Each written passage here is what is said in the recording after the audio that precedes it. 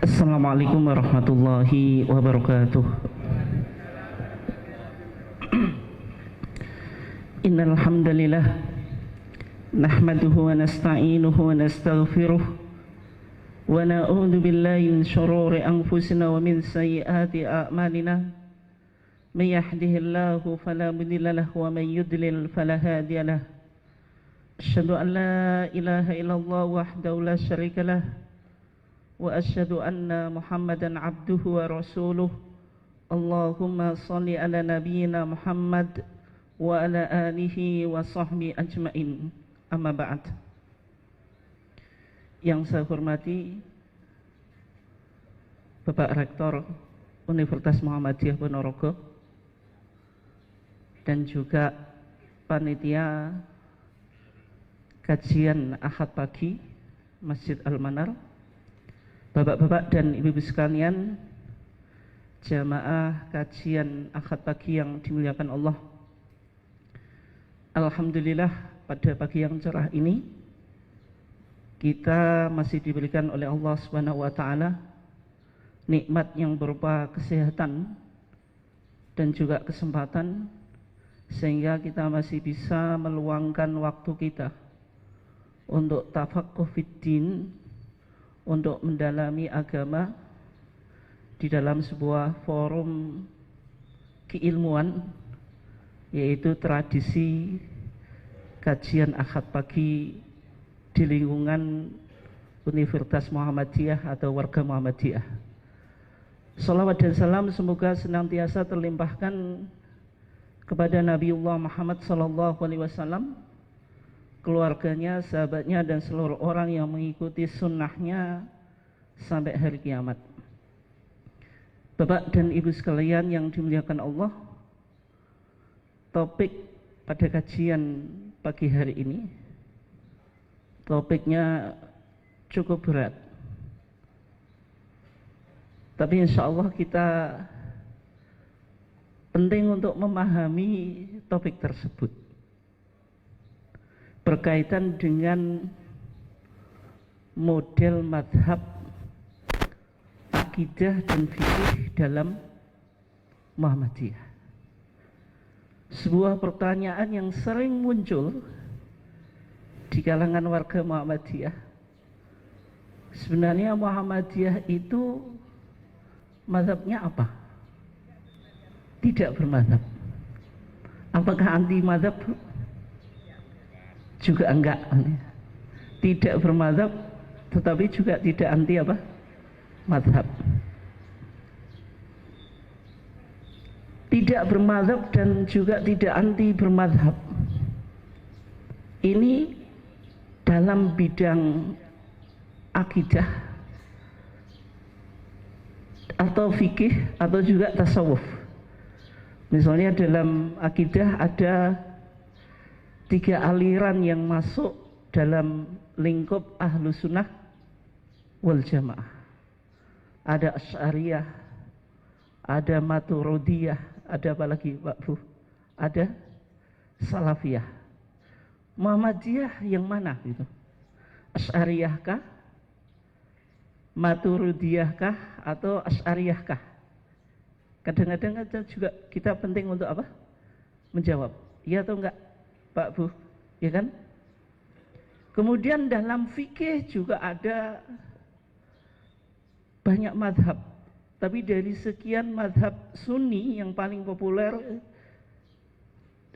kita sebut dengan istilah al-madhahib al-arba'ah, madhab 4.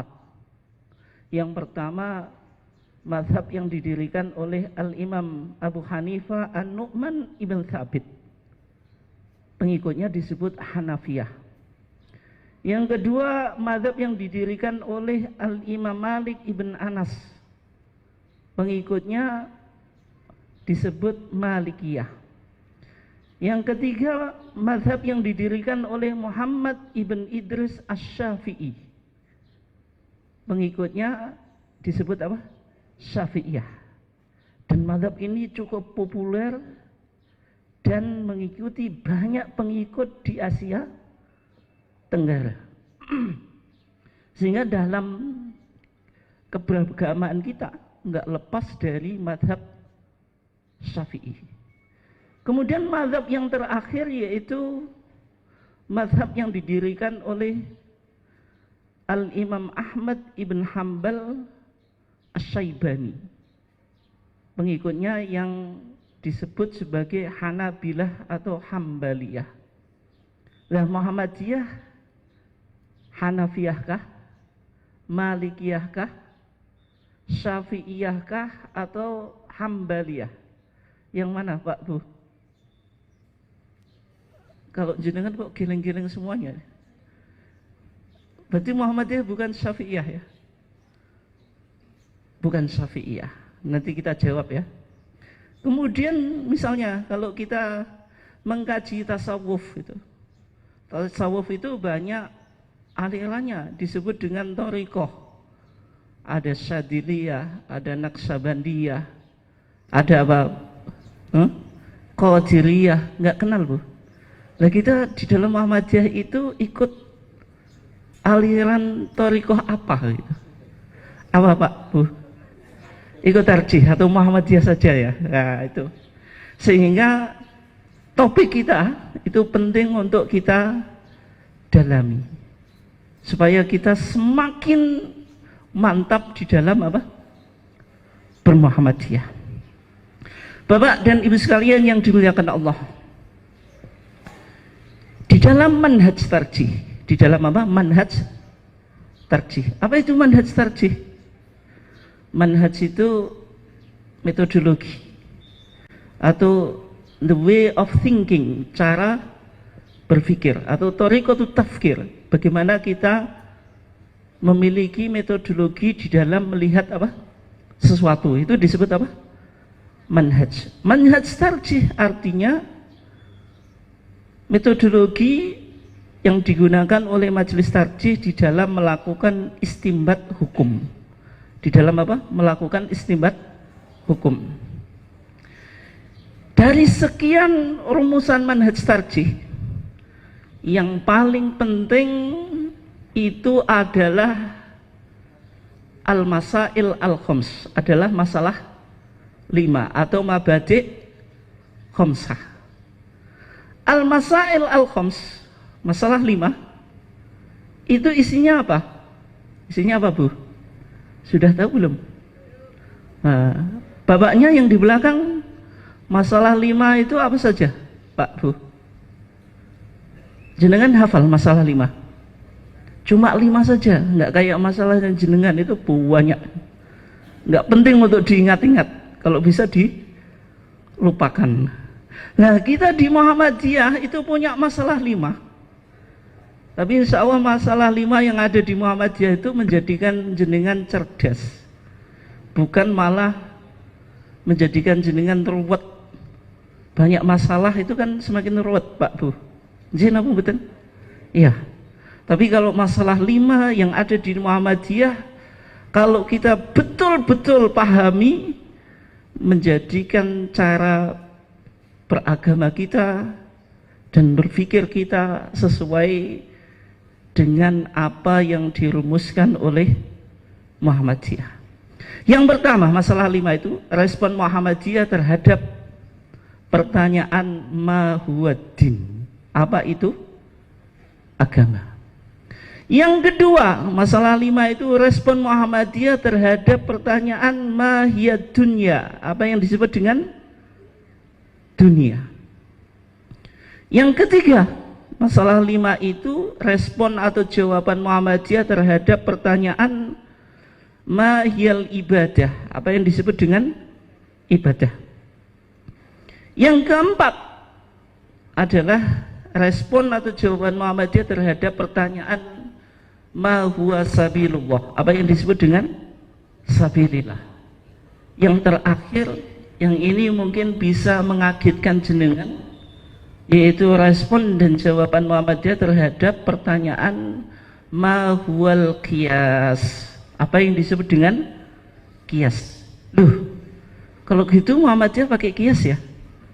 Bukankah ijma' dan qiyas itu sudah diklaim oleh tetangga sebelah gitu?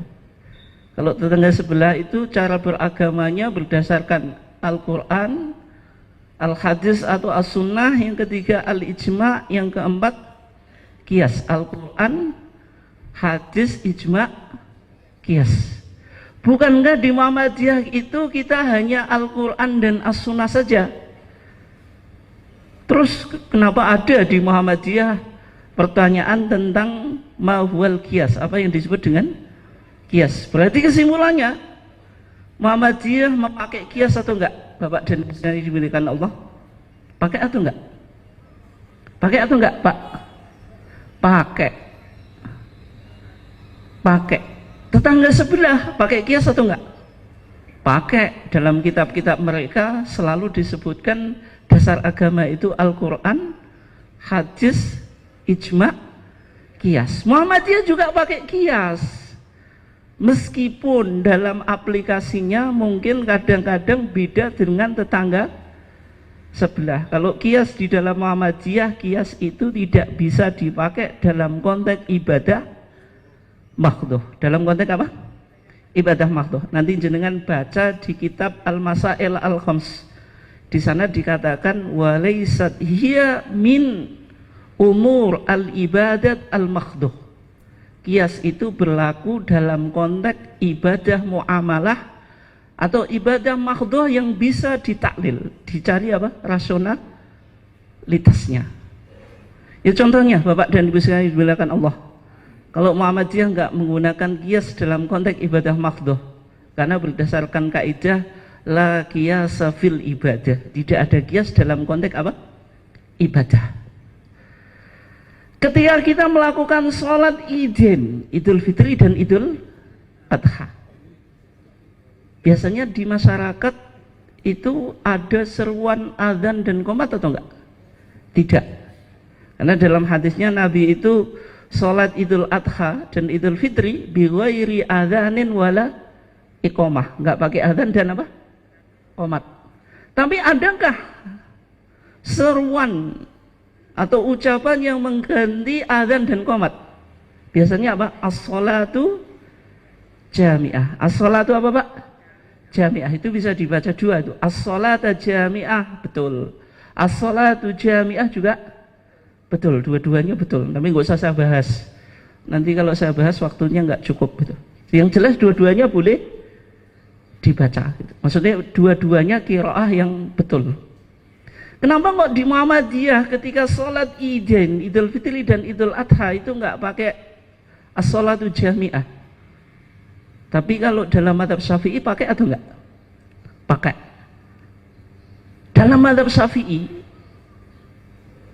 sholat sunnah yang dianjurkan berjamaah.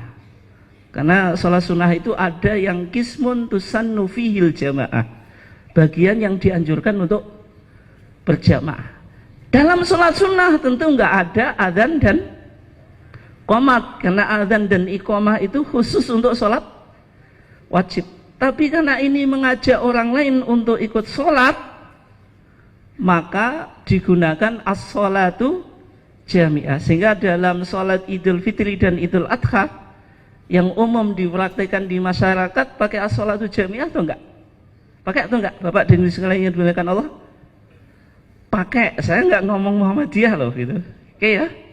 Kenapa dikiaskan dengan sholat kusuf? Dikiaskan dengan sholat apa? Kusuf, yaitu gerhana. Dalam hadis riwayat Al-Imam Al-Bukhari, di sana dikatakan Nabi itu ba'atha munadiyan yunadi as-salatu jami'ah. Nabi itu mengutus orang untuk menyeru ketika terjadi gerhana dengan ucapan apa? As-salatu jami'ah. Dalam mazhab Syafi'i, salat sunnah selain salat kusuf yang dianjurkan untuk berjamaah, maka ada seruan as-salatu jami'ah kiasan ala salatil kusuf, dikiaskan dengan salat kusuf. Tapi kalau di Muhammadiyah tidak dipakai, Bapak dan Ibu sekalian yang dimuliakan Allah. Kenapa? Karena kias di Muhammadiyah itu secara umum hanya dipakai dalam konteks muamalat dunyawiyah atau ibadah yang dimensinya apa? sosial. Bapak dan Ibu sekalian dimuliakan Allah. Di sini kalau zakatul fitri itu biasanya yang dikeluarkan apa? Beras. Pernahkah Nabi zakatul fitri dengan beras, Bu? Tidak pernah. Dan berarti jenengan kalau mengeluarkan zakatul fitri dengan beras, itu ikut siapa, Bu? Ikut Nabi atau ikut siapa? Ikut siapa, Pak? Ikut makan, maksudnya mengikuti Nabi itu. Yang jelas Nabi itu mengeluarkan zakatul fitri itu dengan 4 makanan. Yang pertama tamrun, yaitu apa? Korma. Yang kedua syairun, gandum. Yang ketiga akitun, akit itu kismis. Akit itu mohon maaf, keju. Kemudian zabib itu kismis. Kismis itu apa?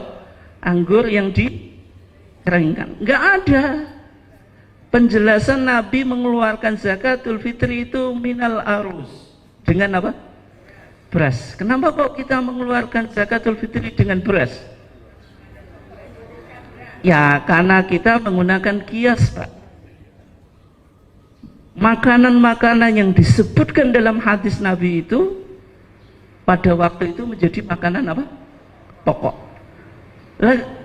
Zakatul fitri ibadah. Kenapa kok Muhammadiyah pakai kias? Karena zakat itu ibadah yang makulatul makna, bisa dipahami rasionalitasnya.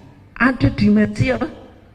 Sosial. Dan justru kalau jenengan wajib ngikuti Nabi, misalnya zakatul fitri harus pakai kurma, berat atau enggak, Pak?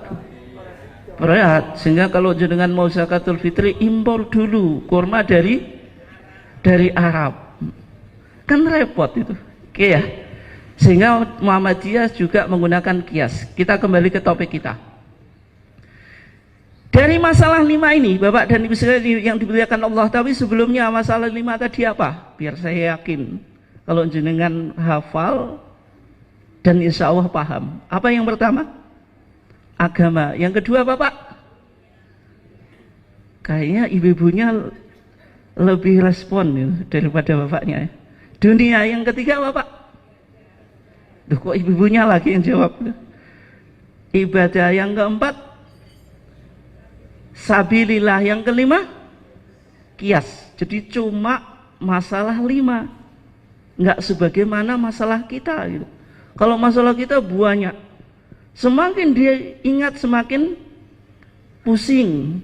Tapi kalau masalah 5 semakin kita ingat, semakin mengokohkan kita di dalam Muhammadiyah. Makanya kalau istilahnya Profesor Asmuni gitu, dalam bukunya Manhaj Tarjih Metode dan Aplikasinya, beliau mengatakan masalah 5 itu paradigma pemikiran keagamaan Muhammadiyah. Semua ijtihad di dalam Muhammadiyah harus dilandasi masalah 5. Jenengan ke sini, Pak Bu. Itu dari 5 masalah konteksnya apa? Ibadah bisa, sabilillah bisa. Dunia bisa atau enggak, Bu? Lah kok dunia? Oh, silaturahim gitu. Terus apa lagi, Bu? Agama, belajar apa? Ilmu itu. Sehingga semua permasalahan kita bisa dilihat dari perspektif masalah 5. Tapi yang menjadi pembahasan kita ketika kita bicara tentang apa madhab Muhammadiyah, bisa kita temukan dalam masalah 5 dalam respon Muhammadiyah terhadap pertanyaan ma huwa din. Apa yang disebut dengan apa? Agama. Di sana dikatakan yang disebut agama itu ma anzalahu Allahu fil Quran wa ma ja'at bihi as-sunnatu as-sahihah. Yang disebut agama itu apa yang diturunkan oleh Allah di dalam Al-Quran dan apa yang terdapat dalam as-sunnah as-sahihah. Sehingga sumber ajaran agama di dalam Muhammadiyah 2, Pak, yang primer. Yang sekunder, yang paratekstual kayak ijma' qiyas itu dia tidak bisa berdiri sendiri, karena tidak ada ijma dan qiyas kecuali ada sanadnya kepada Al-Quran dan As-Sunnah. Tidak mungkin ijma dan qiyas itu berdiri sendiri. Sehingga dalam sumber agama di dalam Muhammadiyah, sumber agama yang primer yang pertama Al-Quran, yang kedua apa? As-Sunnah As-Sahihah. Tapi maksud sunnah sahihah ini apakah sama dengan hadis sahih? Tidak. Maksudnya di sini sama dengan hadis al-maqbul, hadis yang bisa diterima, yang mencakup hadis sahih dan hadis hasan. Tapi kalau hadisnya dhaif, apalagi maudhu', itu nggak bisa dipakai. Itu nggak bisa apa? Dipakai. Kayak kita sekarang berada di bulan Rajab, itu ada puasa yang dikenal dengan sholatu Rajab atau sholat lailati ar-ghaib, sholat malam raghaib. Jenengan sudah mengamalkan, Pak Bu? Lah kok nggak mengamalkan? Sholat lailati ar-ghaib, Pak, itu dilakukan di malam Jumat yang pertama daripada bulan Rajab. Waktunya antara maghrib dan isya. Maghrib dan isya. Berapa rakaat? 12 rakaat. Dilakukan 2 rakaat. Berarti tiap 2 rakaat salam. Berarti ada 6 salam. Yang dibaca tiap rakaat sebagaimana yang dijelaskan oleh Al-Imam Al-Ghazali dalam kitabnya Ihya Ulumuddin. Yang betul itu Ihya Ulumiddin.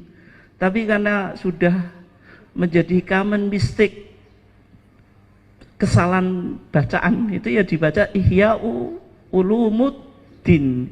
Yang betul apa? Ihya Ulumiddin, karena mudhof ilaih itu. Nah di sana dijelaskan yang dibaca tiap rakaat itu baca Al-Fatihah sebagaimana umumnya sholat. Setiap sholat pasti ada Al-Fatihahnya sekali saja, marotan. Kemudian baca inna anzalnahu fi lailatul qadri thalatha marot, dibaca 3 kali. Terus kul huwallahu ahad 12 kali. Berarti tiap rakaat Al-Fatihah sekali. Suratnya yang penting jenengan perhatikan apa tadi? Inna anzalnahu fi lailatul qadr 3 kali, kul huwallahu ahad 12 kali. Bisa melakukan, Pak Bu? Nek orang Muhammadiyah itu pasti bilang nggak bisa gitu. Setelah sholat jenengan baca sholawat kepada Nabi sab'ina marotan 70 kali. Allahumma sholli ala Muhammad 70 kali. Bisa, Pak Bu? Pasti mesem nah orang Muhammadiyah. Wong di masyarakat itu banyak kiai yang ngaji ijazah itu, baca sholawat 5.000 kali, kemudian berapa? 1.000 kali. Mereka biasa-biasa saja. Tapi kalau orang Muhammadiyah itu pasti mengeluh, ya atau enggak? Enggak bisa, Pak ya, enggak bisa itu. Tapi sholat ini dijelaskan manfaatnya apa? Kalau ada orang yang melakukan sholat ini, ghufirat lahu jami'u dunubihi walau kanat mithla zabatil bakri, akan diampuni dosanya, semua dosanya, walaupun sebagaimana buih di lautan. Yang kedua, wa yashfa yaumal qiyamah fi sab'i mi'atin min ahli baiti mimman qad istaujaban nar. Dia bisa ngasih syafaat keluarganya sebanyak 7.000 dari orang yang berhak masuk neraka. 70 mohon maaf, sab'i mi'atin 700, mohon maaf.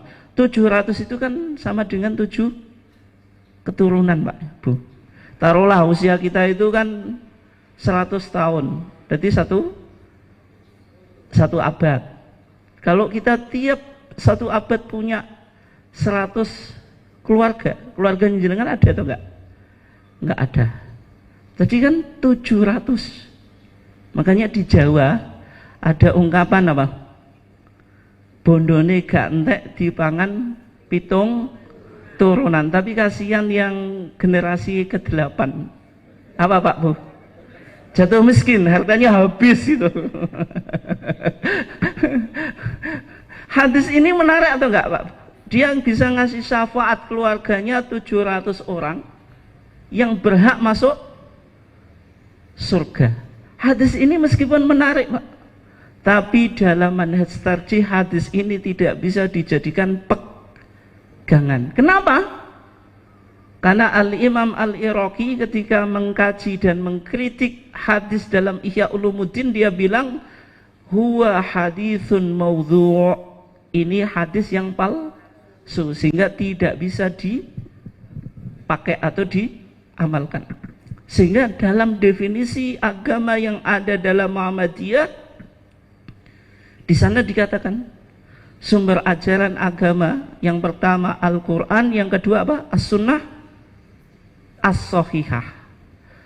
Tapi maksud As-Sunnah As-Sahihah ini hadis makbul, mencakup hadis sahih dan hasan. Kalau dhaif atau maudhu' tidak bisa dipakai, sebagaimana hadis yang bicara tentang sholat raghaib atau sholat rojab itu tidak bisa dipakai. Tapi Bapak dan Ibu sekalian dimuliakan Allah, istilah As-Sunnah As-Sahihah itu diperbaiki dalam putusan tarjih. Sekarang menjadi makbulah, maksudnya yang bisa diterima, bukan hadis yang sahih saja. Nanti kalau dipahami Muhammadiyah hanya pakai hadis yang sahih, ternyata dalam putusan kita yang berkaitan dengan sholat Iden atau putusan tarjih yang berkaitan dengan apa? Sholat Iden itu putusan Garut 1976 Pak. Di sana dikatakan sholat Iden itu pakai takbir zawaid. Zawaid itu maksudnya apa? Tambahan, yaitu 7, 5. 7 di rakaat pertama, 5 di rakaat yang kedua. Di sini kalau sholat Iden pasti ada takbir zawaid atau enggak? Pasti ada, enggak mungkin tidak ada kan? Tapi di Jawa Barat Pak Bu, ada sholat Id tanpa takbir zawaid. Kalau jenengan misalnya melakukan sholat Id tanpa takbir zawaid, jenengan merasakan nuansa atau atmosfer sholat apa? Sholat Id atau sholat apa? Sholat duha secara berjamaah atau sholat subuh keringan. Sholat subuh keringan tahu Pak? Nah,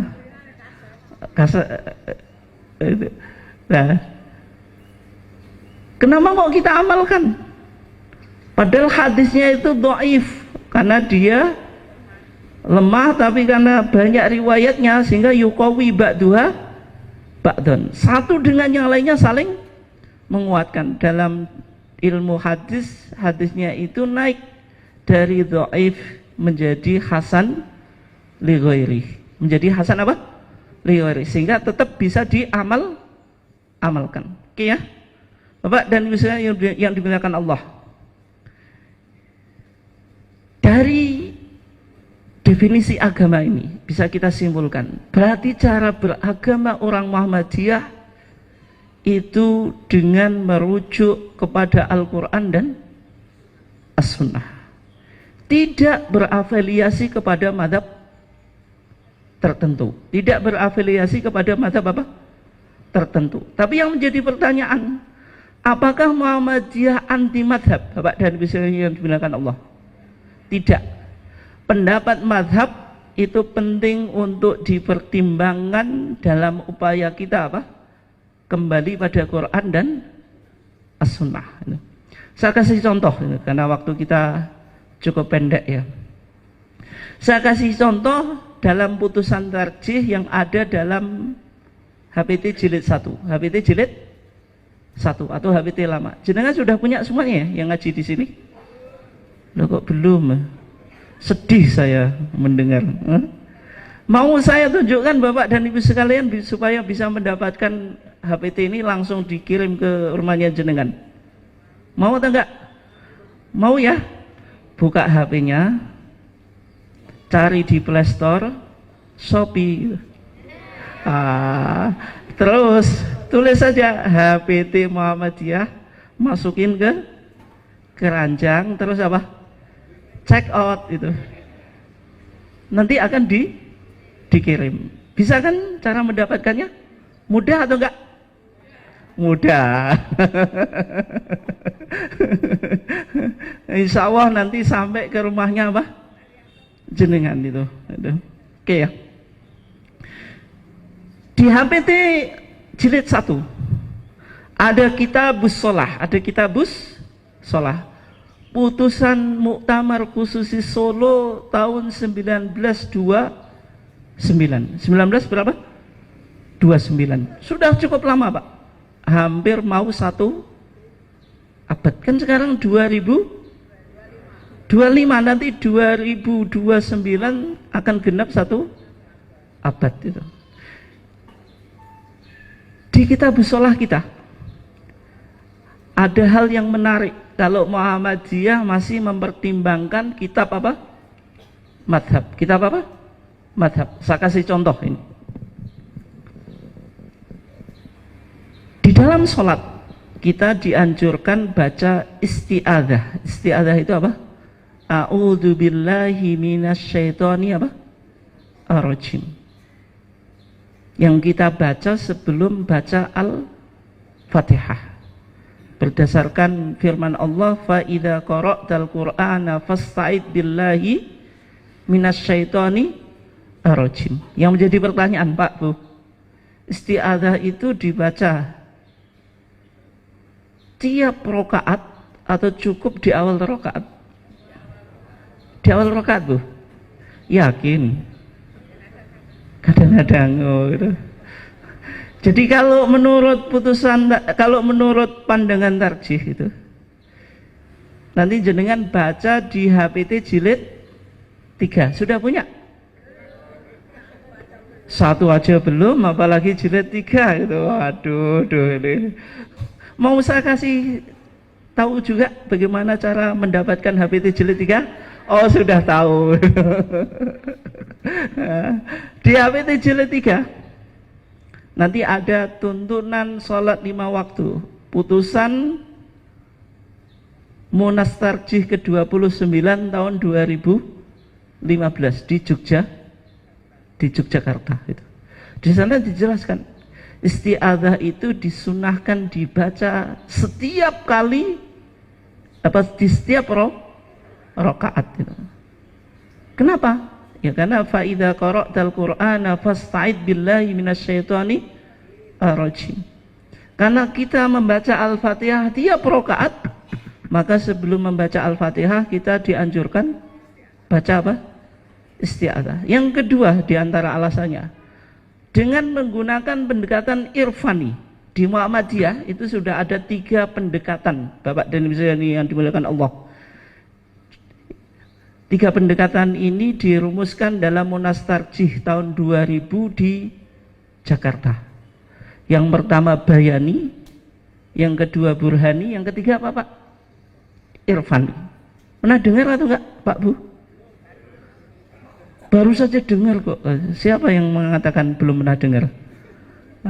Tadi bayani, pendekatan yang titik tolaknya dari Al-Quran dan As-Sunnah. Pokoknya kalau kita bicara ibadah secara umum pendekatannya apa? Bayani. Kita mau sholat, ketika sholat itu bagaimana tata cara mengangkat tangan? Sejajar dengan bahu atau pundak atau sejajar dengan telinga? Itu pendekatannya apa, Pak, Bu? Bayani.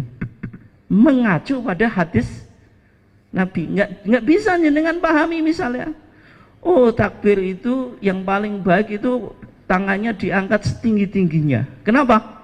Totalitas penyerahan diri. Kalau segini itu paling rendah. Kalau segini agak setengah. Kalau gini berarti paling tinggi. Berarti dia dalam beribadah totalitas itu. Betul-betul tunduk kepada Allah. Betul atau enggak? Salah, karena bayaninya Hanya dijelaskan Nabi itu kadang-kadang sepundak atau sebahu, kadang-kadang setelinga. Nggak ada takbir Nabi segini, Allahu Akbar, itu nggak ada Bapak. Nggak ada kan? Nggak ada itu. Oke, itu pendekatan apa? Bayan. Yang kedua burhani, pendekatan yang titik tolaknya dari ilmu pengetahuan. Apakah Muhammadiyah anti ilmu pengetahuan? Tidak. Makanya kampus Muhammadiyah juga mengajarkan tidak hanya ilmu agama, tidak hanya fakultas agama Islam, tapi ada fakultas-fakultas yang lainnya. Kenapa demikian? Ya karena Al-Quran itu banyak juga bicara tentang ayat kauniyah itu. Sehingga Muhammadiyah juga menggunakan pendekatan burhani. Contohnya, kita dari ru'yatul hilal beralih ke hisab, menggunakan perhitungan astronomis. Ke depan kita menggunakan, ini sudah diputuskan, KHGT. KHGT tahu ya? K-nya apa Pak Bu? Nih gak bisa jawab, menyedihkan. Kalender. KH hanya apa? Hijriyah. G-nya global. T-nya apa? Tunggal. Nah, karena problem umat Islam itu sampai sekarang belum punya kalender hijriyah global tunggal. Kita sering puasa itu apa Pak? Harinya beda, tapi semuanya sepakat kalau puasa itu pasti 1 Ramadan. Dulu itu saya masih ingat tahun yang lalu ya, ada yang puasa Senin, ada yang Selasa. Ketika ditanya dua-duanya itu, dua kelompok itu, kenapa kok puasanya hari Senin? Ya karena Senin itu 1 Ramadan. Yang bilang Selasa 1 Ramadan, ini gimana sih gitu? Tanggalnya apa Pak Bu? Tanggalnya sama sepakat 1 kok harinya beda, kan ada masalah berarti ini. Nah, sehingga Muhammadiyah ke depan menggunakan KHGT. Itu pendekatan apa? Burhani. Irfani. Ini. Irfani itu pendekatan berdasarkan intuisi atau suara hati untuk memberikan nuansa spiritualitas dalam ibadah. Saya kembali ke pembahasan kita. Ketika kita sholat, semakin kita melakukan isti'adzah di tiap rakaat, kira-kira kekhusyuan kita, kualitas sholat kita bebas dari godaan setan, itu semakin maksimal atau enggak Pak Bu? Semakin maksimal. Nah ternyata Pak Bu, di sini ya, Muhammadiyah mengutip hadis yang disebutkan dalam kitab Madzhab Syafi'i, yaitu namanya kitab Al-Muhadzab yang ditulis oleh Al-Imam Abu Ishaq Asy-Syairazi. Kemudian kitab ini disyarah oleh Al-Imam An-Nawawi dalam kitabnya Al-Majmu' Syarhul Muhadzab. Coba saya bacakan ya. Walima rawa Abu Sa'idin Al-Khudri, dan berdasarkan apa yang diriwayatkan oleh Abu Sa'id Al-Khudri, anna Nabiyya sallallahu alaihi wasallam kana yakunu dzalika ay a'udzu billahi minasyaitonir rajim, terus apa? Qalahu fil Muhadzab. Ini disebutkan dalam kitab apa? Al-Muhadzab. Berarti Muhammadiyah anti kitab madzhab atau enggak? Tidak. Tapi tidak semua apa yang ada dalam kitab madzhab kita terima secara totalitas. Ada yang bisa kita pertimbangkan, ada yang bisa perlu untuk dikaji ulang. Bisa dipahami ya? Menunjukkan kalau Muhammadiyah tidak bermadzhab dan juga tidak anti madzhab. Contoh yang kedua, ini contoh yang kedua. Ini contoh yang sangat populer gitu, yang berkaitan dengan bacaan sholawat yang kita baca ketika apa? Ketika sholat gitu. Dalam sholat itu kan kita dianjurkan untuk membaca sholawat gitu. Hukumnya apa Pak Bu? Wajib atau sunnah? Wajib atau sunnah Pak Bu? Kok ada dua madhab ya jenengan? Ada yang ngomong sunnah, ada yang ngomong wajib. Tapi bapak-bapaknya, bapak Kalau jenengan khutbah itu biasanya khotib itu menutup khutbahnya itu dengan ayat apa? Innallaha wa malaikatahu apa Pak? Yusholluna 'alan nabi, terus apa? Ya ayyuhalladzina amanu shollu 'alaihi wasallimu taslima. Berarti ini kan ada perintah supaya kita baca apa? Sholawat kepada Nabi. Wong Allah sendiri baca sholawat kepada Nabi, malaikat ya masa kita tidak? Makanya ya ayyuhalladzina apa? Amanu shollu, bacalah kamu sholawat. Ini kan fi'lul amri, kata kerja apa? Perintah. Al aslu fil amri lil wujub. Hukum asal perintah itu apa? Wajib. Nah terus, kapan kita wajib baca sholawat? Kapan Pak Bu? Ketika kita sholat gitu ya. Ketika kita sholat. Terus kalau ketika, berarti di luar sholat nggak wajib. Meskipun kata Nabi roghima anfu rojulin. Roghima itu apa Pak Bu? Sing hidungnya kerowok itu loh. Guwing kalau bahasa Jawa. Apa bahasa Indonesia guwing? Sumbing ya? Nggak, yang hidungnya. Hidungnya. Apa itu? Pokoknya itulah yang hidungnya nggak sempurna itu. Gerbong ya. Itu bahasa Jawa Ponorogo. Bahasa Indonesia Ponorogo itu. Roghima anfu rajulin. Kata Nabi apa? Hidungnya itu lubang seseorang yang namanya dia disebutkan nama Nabi terus walam yusolli alaihi, kata Nabi. Dia tidak mau sholawat kepadaku. Tapi hukumnya tetap sunnah, baca sholawat di luar apa? Sholat. Tapi kalau dalam sholat hukumnya apa? Wajib. Tapi yang menjadi pertanyaan Pak Bu, ketika apa? Ketika tahiyat awal dan tahiyat yakin Bu? Jangan sembarang loh menjawab ke saya itu. Hah? Kalau tasawuf awal itu wajib Bu. Nabi itu pernah ini sholat duhur 2 rakaat summa salama, terus Nabi apa? Salam. Jadi Nabi itu mengimami sholat duhur ihda sholatayil asyi, salah satu dari sholat siang. Tapi kalau riwayat Imam Muslim itu maksudnya sholatul asri. Tapi sebagian ulama bilang sholatul duhri. Nanti jenengan cek di kitab Bulughul Maram. Bab sujud sahwi, bab sujud sahwi. Jadi Nabi itu pernah sholat duhur 2 rakaat langsung salam. 2 rakaat langsung apa? Salam. Nah, ketika Nabi sholat 2 rakaat langsung salam, jenengan pernah atau enggak Pak Bu? Sholat duhur cuma 2 rakaat? Enggak pernah. Nabi langsung keluar ya. Nabi langsung keluar, sahabat yang ada di dalam itu ramai. Maksudnya apa? Mereka bertanya, ini Nabi lagi mengqosor sholat atau lupa gitu. Di antara sahabat Pak, ada Abu Bakar dan Umar ibn Khattab. Karena ini sahabat yang kibarus sahabat, sahabat yang cukup senior, itu segan negur Nabi. Kenapa Pak? Biasanya kalau orang itu ilmunya tinggi itu mau ngomong itu jangan-jangan dia punya dalil itu. Tapi untungnya Pak, di situ ada sahabat namanya Dzulyaden. Dzulyaden itu ya sahabat nggak begitu alim. Orang kalau nggak alim itu ngomongnya ceplas-ceplos itu.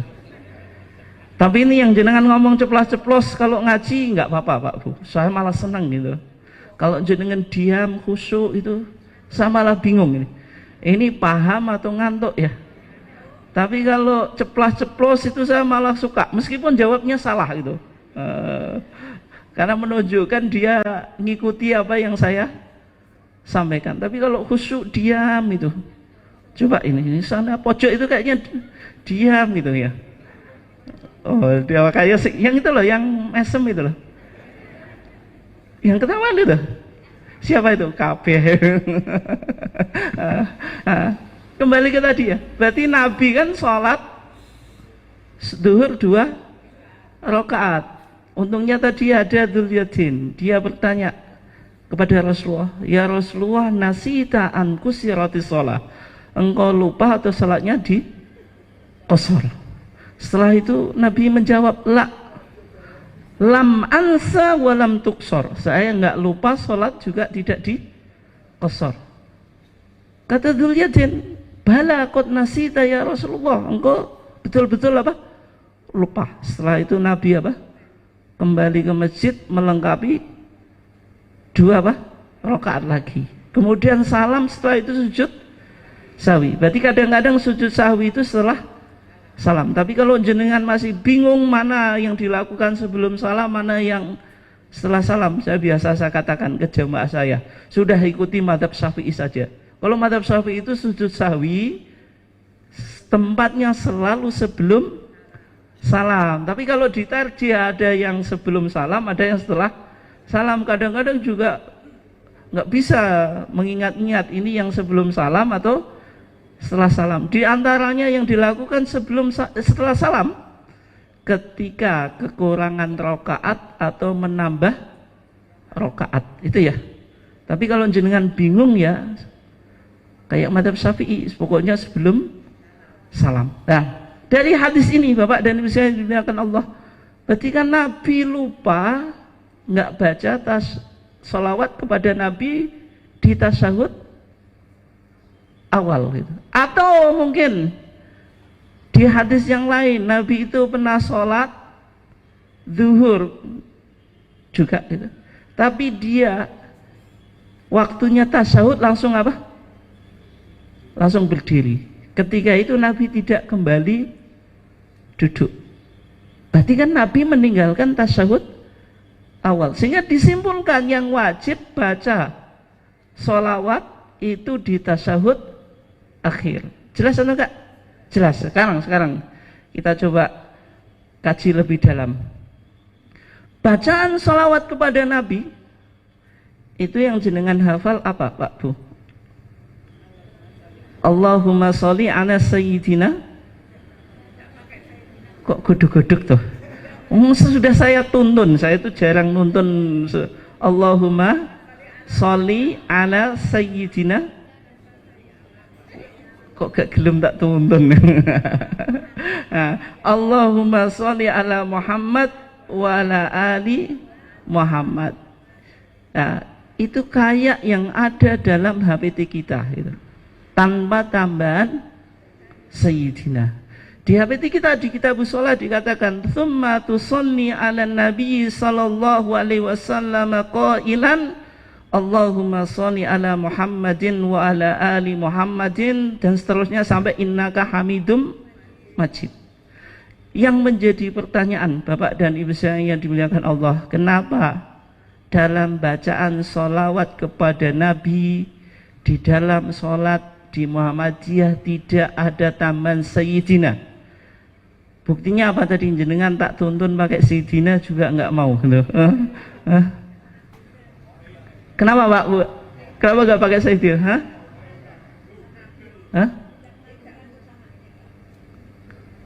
Tidak mengagungkan kepada Nabi Bu? Mengagungkan kepada Allah saja. Masa itu? Ya dua-duanya toh Bu. Nabi ya kita, Allah kita agungkan, Nabi ya juga kita di dalam sholat.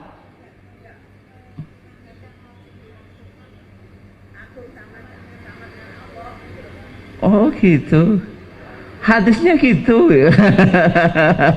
Pokoknya gitu ya.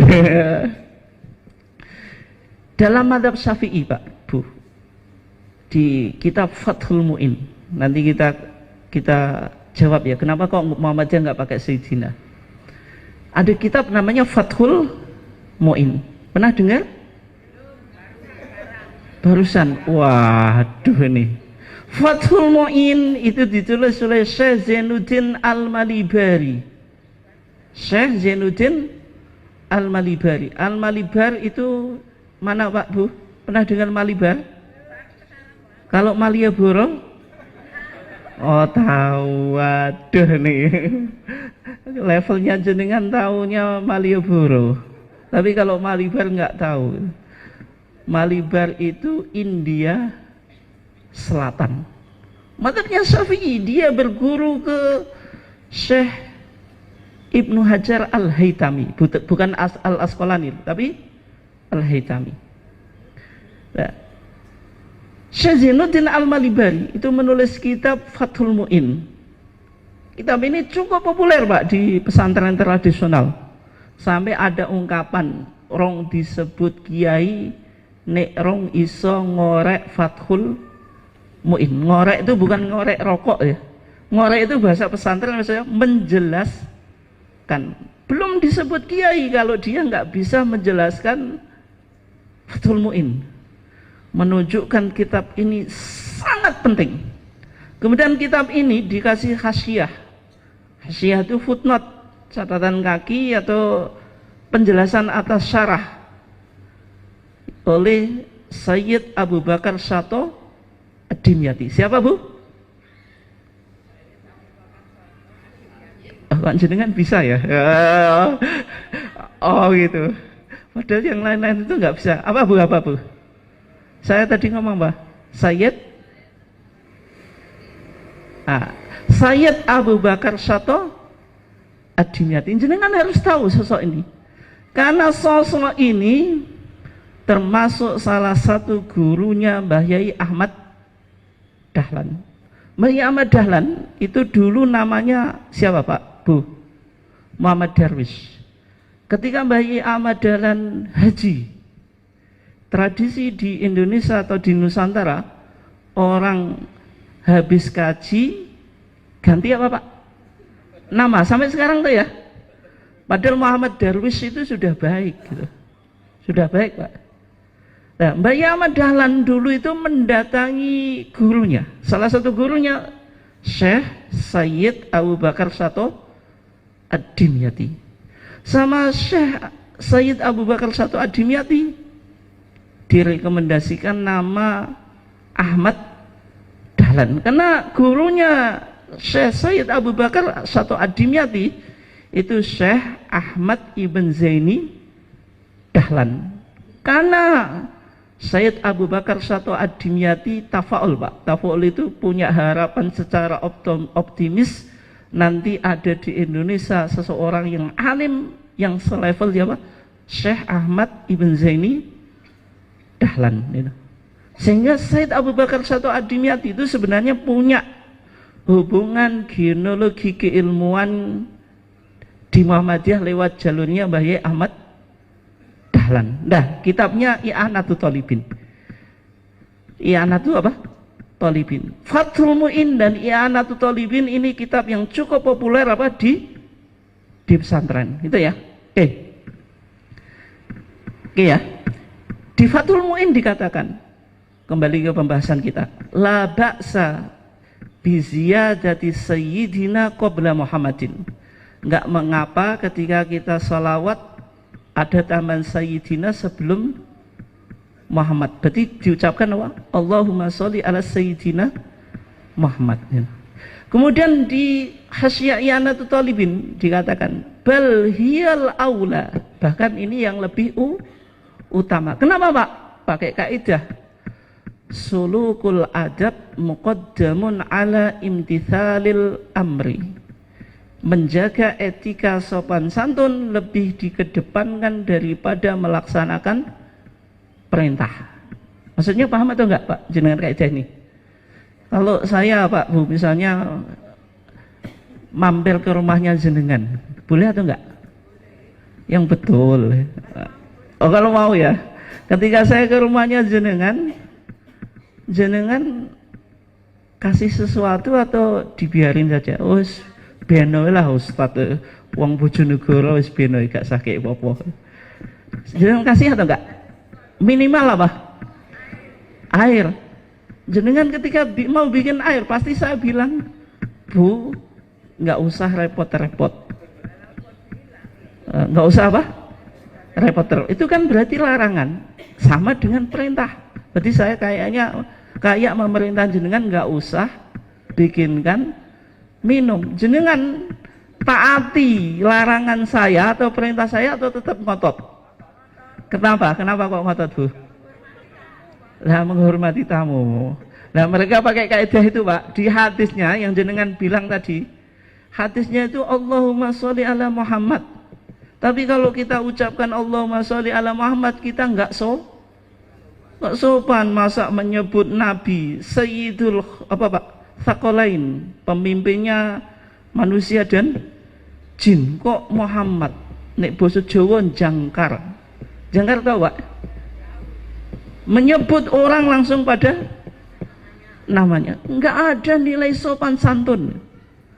Tapi jenengan sebagai orang Muhammadiyah, kenapa kok cek jangkar? Jawab. Hah? Kaidah itu Bapak dan Ibu sekalian, itu kaidah bisa benar bisa salah. Tapi kalau di Muhammadiyah kaidah tadi sulukul adab muqaddamun ala imtithalil amri enggak kita pakai. Karena kita utamakan kaidah Pak, al aslu fil ibadah Bapak at-tahrim. Hukum asal ibadah itu apa? Haram. Hatta yadulad dalilu ala khilafi. Sampai ada dalil yang membolehkan. Atau al aslu fil ibadah at-tauqif wal ittiba. Hukum asal ibadah itu ya mengikuti contohnya Rasulullah. Dan ketika Rasulullah mengajarkan bacaan sholawat kepada Nabi, Bapak dan Ibu sekalian yang dimuliakan Allah, makanya jenengan penting habis ngaji ini beli HPT. Saya kok promosi ya? Promosi ilmu, ini promosi ilmu. Saya bukan promosi apa. Coba di HPT kita dikatakan kenapa bacaan sholawat kita kepada Nabi tanpa sayyidina. Wa fil lan ing dalam kitab al-um. Al-um itu kitabnya siapa Pak? Bu? Al-Imam Asy-Syafi'i. Kitabnya Al-Imam Asy-Syafi'i itu Al-Um. Al-Um. Itu artinya ibu atau induk. Maksudnya kitab yang menjadi sumber dari ilmu-ilmu yang lain. An Ka'ab ibn Ujrah, dari sahabat Ka'ab ibn Ujrah, anin Nabi sallallahu alaihi wasallam annahu kana yaqulu fi shalah, bahwasanya Nabi Muhammad sallallahu alaihi wasallam membaca sholawat bagaimana bunyinya Pak Bu? Allahumma sholli ala Muhammadin wa ala ali Muhammadin kama sholaita ala Ibrahim wa ali Ibrahim wa barik ala Muhammad wa ala ali Muhammad kama barakta ala Ibrahim wa ali Ibrahim innaka Hamidum Majid. Ada sayyidina-nya atau enggak? Tidak ada. Kitabnya siapa? Kitabnya siapa? Al-Imam Asy-Syafi'i. Kitabnya apa? Al-Um. Karangannya siapa? Imam Syafi'i. Berarti kita Syafi'iyah mengikuti Imam Syafi'i atau enggak? Dalam ini loh. Iya, Imam Syafi'i saja enggak pakai sayyidina. Itu ya. Tapi ini maksudnya Bapak, Muhammadiyah juga tidak bermadhab dan juga tidak anti madhab. Buktinya Pak, Muhammadiyah menyebutkan kitab Al-Um yang notabene-nya kitab apa? Madhab. Sebelum saya tutup, karena tadi saya sudah dipesan ya sama panitia harus 1 jam persis, nggak boleh kurang, nggak boleh lebih. Tapi yang jelas saya lebih ini. Nah, tadi kalau dalam sholat kita nggak pakai sayyidina. Kalau di luar sholat boleh atau enggak Pak Bu? Boleh. Meskipun kadang-kadang Pak, enek wong Muhammadiyah yo kuwotok Pak. Di sholat dan di luar sholat sama-sama enggak boleh. Padahal Pak, di HPT kita ada bacaan sayyidina. Jenengan cek yang pertama Pak Bu, di Kitabul Iman ini bicara rumusan teologi Muhammadiyah. Sebenarnya saya mau bahas ini tapi waktu kita nggak cukup itu. Di muqaddimahnya menyebut sayyidina. Coba Pak Bu, nanti jenengan cek ya, halaman 10. Wassalatu wassalamu ala sayyidina Muhammadin khatamin nabiyyin wa afdalil mursalin wa ala alihi ajmain Bu. Itu yang hafalan jenengan itu.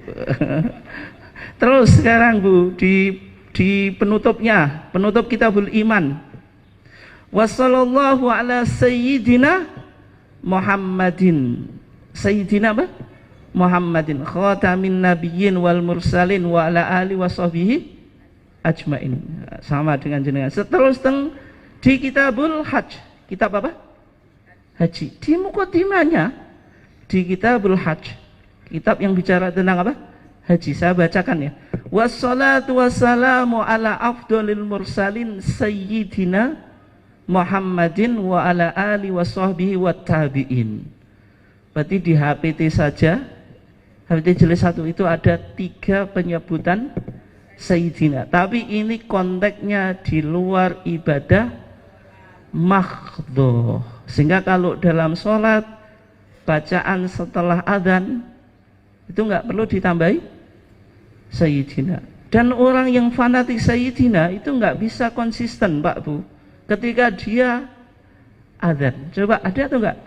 Wa asyhadu anna sayyidana Muhammadar Rasulullah, ada Pak? Enggak ada. Artinya enggak bisa konsisten. Sehingga dalam pandangan Muhammadiyah memilih posisi yang tengah-tengah, Pak Bu. Tidak anti sayyidina dan juga apa Pak? Tidak menolak sayyidina. Kalau kita ibadah mahdhah nggak pakai, sholat ya sesuai yang diajarkan Nabi. Nabi bilang apa? Shollu kama ra'aitumuni usolli. Tapi kalau kita kayak saya pidato ini kan bukan ibadah mahdhah. Kalau saya sebut sayyidina ya boleh-boleh saja, itu nggak ada larangan. Tapi kalau konteksnya ibadah mahdhah, nggak usah ditambahi sayyidina. Oke. Bapak dan Ibu sekalian yang dimuliakan Allah, inti dari kajian kita berdasarkan masalah 5 tentang jawaban Muhammadiyah terhadap pertanyaan ma huwa din, apa yang disebut dengan agama. Muhammadiyah menjelaskan sumber ajaran agama yang pertama Al-Quran, yang kedua As-Sunnah As-Sahihah. Artinya Muhammadiyah dalam beragama selalu aruju ilal Quran wa sunnah, mengikuti Al-Quran dan As-Sunnah. Tetapi Muhammadiyah tidak berafiliasi kepada mazhab, baik dalam akidah, fikih maupun tasawuf. Kalau misalnya akidah ya tidak Asy'ariyah, tidak Salafiyah, tidak Maturidiyah, berarti Muhammadiyah ya Muhammadiyah. Dalam fikih ya tidak Syafi'iyah, Hanafiyah, Malikiyah atau Hambali. Muhammadiyah ya Muhammadiyah. Dalam tasawuf Muhammadiyah tidak Qadiriyah, Naqsabandiyah, Syadiliyah, terus apa? Siddiqiyah atau yang lainnya. Tapi Muhammadiyah ya Muhammadiyah gitu. Sehingga dalam beragama kita merujuk pada Quran dan Sunnah. Mazhab itu penting, tapi apa Pak Bu? Tidak ada kewajiban untuk kita menerima satu mazhab secara totalitas dari A sampai Z. Tapi pendapat mazhab itu penting untuk dipertimbangkan dalam upaya kita kembali pada Quran dan As-Sunnah. Sebagaimana beberapa contoh dalam HPT kita, ternyata Muhammadiyah juga merujuk kitab Al-Muhadzab, yaitu yang ditulis oleh Al-Imam Abu Ishaq Asy-Syirazi, mazhabnya Syafi'i. Muhammadiyah juga kadang merujuk kitab Al-Um yang ditulis oleh Al-Imam Asy-Syafi'i. Intinya Muhammadiyah tidak bermadhab dan juga tidak anti madhab. Dalam beragama merujuk pada Quran dan As-Sunnah. Mungkin sekian kajian saya, kurang lebihnya mohon maaf. Wassallallahu ala nabiyina Muhammad wa ala alihi wasallam. Wassalamualaikum warahmatullahi wabarakatuh.